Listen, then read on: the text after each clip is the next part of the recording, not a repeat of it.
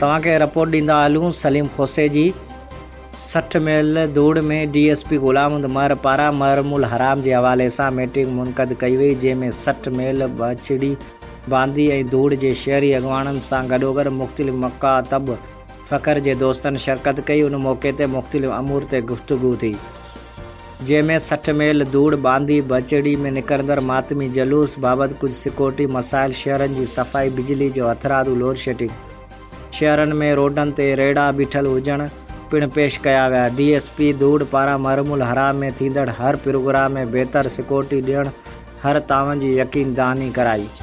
उन मौके पर शहरी इताद 60 मील सदर अली गुल रिंद, सैयद फ़याज़ हुसैन शाह, सैयद अहमद शाह, SHO मंजूर भगवार, नूर हुसैन रिंद, मुनीर मलक, आसिफ पठान ॿिया केतिरा ई मौजूद हुआ।